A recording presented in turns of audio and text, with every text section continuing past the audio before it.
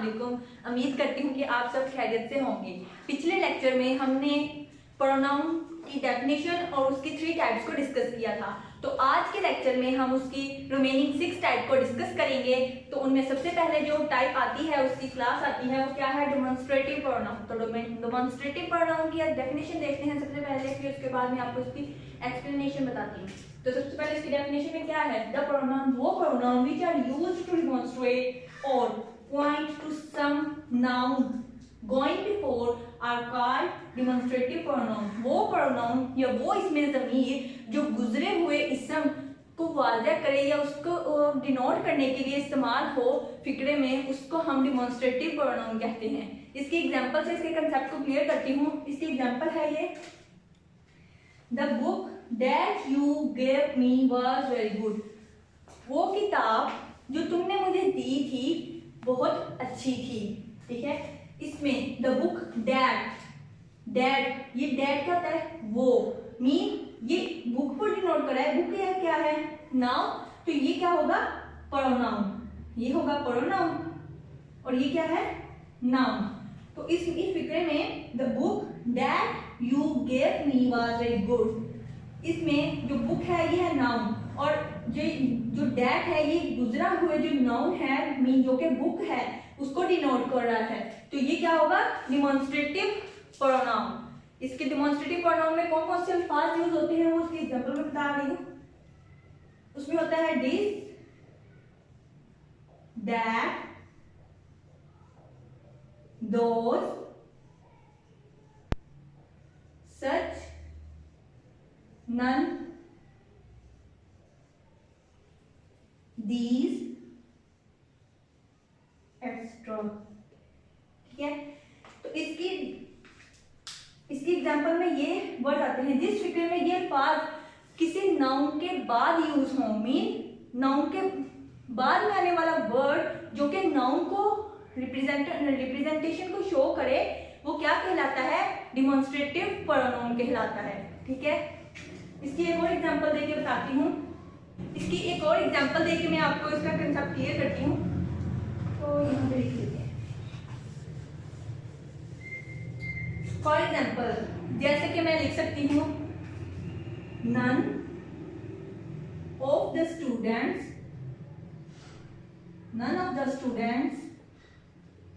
Come in the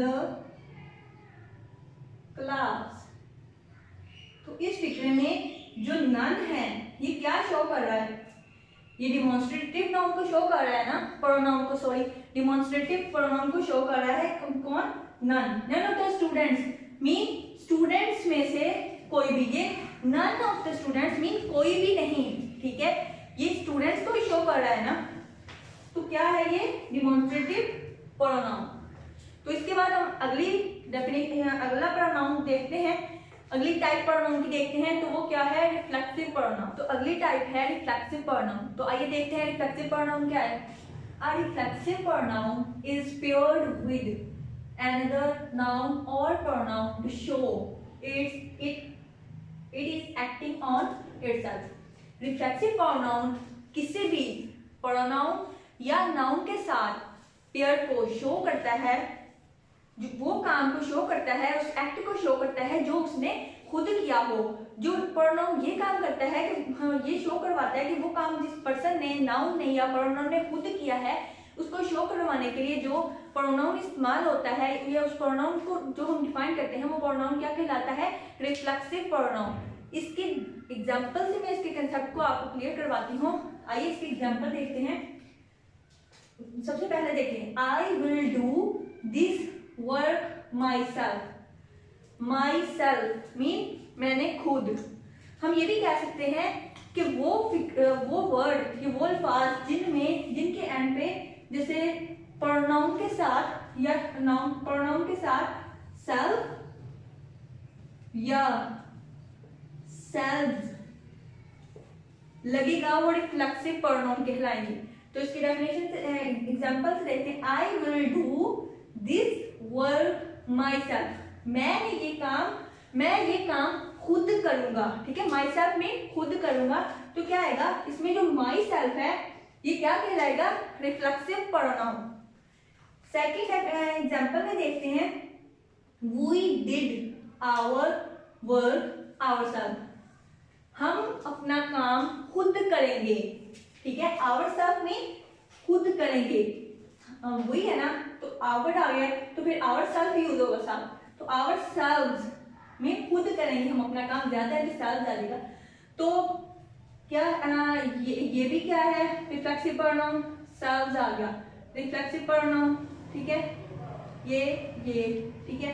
उसके बाद next example में, she herself cooked this food. उसने ये खाना खुद बनाया। तो खुद बनाया किसने? उस लड़की ने जिसकी बात हो रही है। तो हरसेल्फ, हर के साथ सेल्फ लग गया ना, तो ये क्या है? रिफ्लेक्सिव प्रोनाउन कहलाएगा। तो रिफ्लेक्सिव प्रोनाउन में क्या क्या आ सकता है? माई सेल्फ, हरसेल्फ, हिमसेल्फ, ठीक है, हिमसेल्फ, और आवरसेल्फ,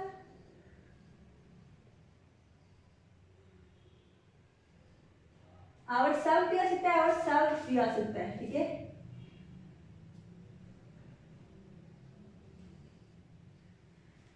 आगे themselves and so on, themselves and so on, ठीक है, एटसेट्रा। कोई भी मतलब जो किसी नाउन के साथ, प्रोनाउन के साथ या नाउन के साथ हम सेल्फ या सेल्फ लगा दें, वो क्या कहलाता है? वो रिफ्लेक्सिव प्रोनाउन कहलाएगा।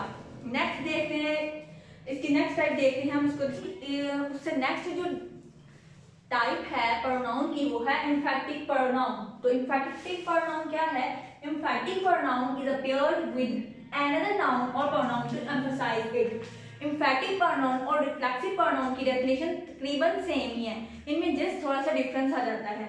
एम्फैटिक प्रोनाउन वो प्रोनाउन या नाउन जो किसी फिक्रे में जोर देने के लिए पैदा हो, किसी बात पर जोर देने के लिए पैदा हो, वो एम्फैटिक प्रोनाउन कहलाते हैं। इसकी एग्जांपल में भी सेम वही वर्ड आ जाते हैं, myself, yourself, herself, himself, themselves और इटसेल्फ। ये सारे अल्फाज इसमें आ जाते हैं। इसके बाद इसकी डेफिनेशन, अब इसकी एग्जांपल मैं आपको ऐसे देती हूँ।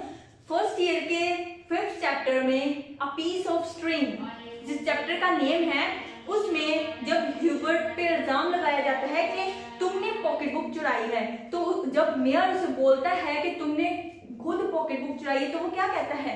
जब वो बोलता है, मिस्टर ह्यूबर्ट बोलता है I pick up the pocket book, तो मेयर का रिप्लाई आगे से क्या होता है? Yes you yourself. तो इस बात पर वो दबाव डाल रहा है, जोर दे रहा है कि हाँ तुमने खुद उठाई थी। तो ठीक है, उस चैप्टर का हवाला देके मैं इसकी डेफिनेशन को, एम्फैटिक प्रोनाउन की डेफिनेशन को क्लियर करने की कोशिश कर रही हूँ। उम्मीद करती हूँ कि आपको इससे समझ आ गई होगी। तो क्या कहता है उसमें? Yes you yourself. तो इसका क्या मतलब है? हाँ तुमने खुद। तो इस बात पे जोर दिया जा रहा है ना, तो इसलिए एम्फैटिक प्रोनाउन में क्या होता है कि किसी बात पर जोर देने के लिए यूज होने वाले प्रोनाउंस जो होते हैं वो एम्फैटिक प्रोनाउन होते हैं। और अगर हमने किसी पर्सन का या किसी प्रोनाउन या नाउन के साथ सेल्फ और सेल्फ का इस्तेमाल करते हैं, उसमें हमने इस बात पे जोर देने के लिए कि उस बंदे ने ये काम खुद ही किया है, तब हम अगर हम ऐसे यूज करेंगे तो वो रिफ्लेक्सिव प्रोनाउन कहलाएगा। और अगर हम उस बात पर जोर देने के लिए, किसी बात पर जोर देने के लिए इस्तेमाल करेंगे, तो वो एम्फैटिक प्रोनाउन कहलाएगा। अगली टाइप है इंडेफिनिट प्रोनाउन। इंडेफिनिट प्रोनाउन क्या होता है, आइए देखते हैं। The word which is denote the unlimited persons और थिंग्स, वो अल्फाज जो अनलिमिटेड होता है, गैर मुतय्यन, या जिनके बारे में हमें इल्म ना हो, ठीक है, जिनकी तादाद का हमें पता ना हो, वो अनलिमिटेड होता है। अशखास और चीजों के बारे में जिक्र किया जाए, वो क्या कहलाते हैं? Indefinite pronoun. वो प्रोनाउन जिसमें गैर मुतय्यन अशखास और चीजों के बारे में जिक्र किया जाए, उसको हम क्या कहते हैं? Indefinite pronoun. इसकी एग्जांपल सुने, इसका कंसेप्ट आपको क्लियर करवाती हूँ। इंडेफिनेट प्रोनाउन कैसे होगा? One should do one's, one should do one's duty. इसमें किसी भी इसके में जो तदाद है, ड्यूटी अब मैन ही करते हैं ना, इंसान ही ड्यूटी करते हैं, पर्सन्स करते हैं, थिंग्स तो नहीं ड्यूटी करती। तो क्या है, इसमें नंबर ऑफ पर्सन्स शो नहीं किए गए, ठीक है। One should do one's duty, तो इसमें जो वंस है ये क्या है? Indefinite pronoun. उसके बाद जो सेकंड है, few of boys left the class. इसमें फ्यू जो है, few to boys left the class, चंद लड़के क्लास छोड़ गए। तो जो फ्यू है ये लड़कों की तादाद को तो नहीं बता रहा ना कि कितने लड़के, फ्यू बस फ्यू पा गया है, तो इसलिए ये क्या होगा? ये भी इंडेफिनिट प्रोनाउन है और वंस भी। तो क्या कौन कौन से इंडेफिनिट प्रोनाउन हो सकते हैं? One, one's, few, several, several, somebody, somebody, neither, neither, either, either। उसके बाद any, many, etc।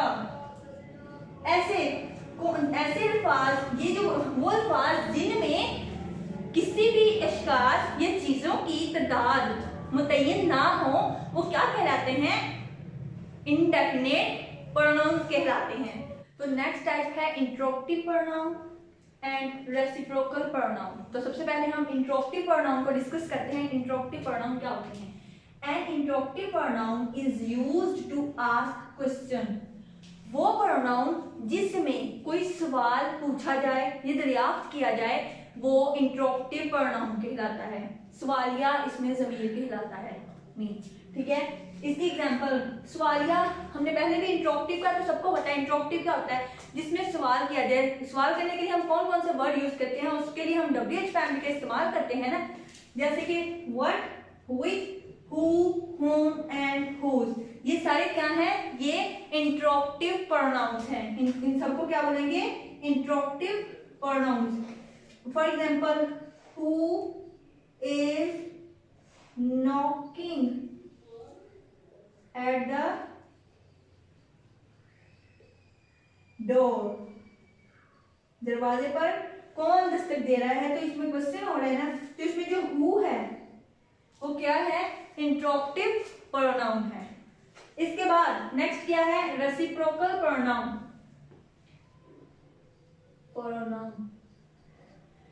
तो क्या है इसमें? A reciprocal pronoun is used to express, express mean जाहिर करना, करता है आर म्यूचुअल रिलेशनशिप। म्यूचुअल होता है बाहमी, इकट्ठा, रिलेशन, एक्शन और रिलेशनशिप, बाहमी ताल्लुक या एक्शन को, अमल को जाहिर करे, वो क्या कहलाता है? रेसिप्रोकल प्रोनाउन कहलाता है। इसमें कौन कौन से इसकी एग्जांपल आता है?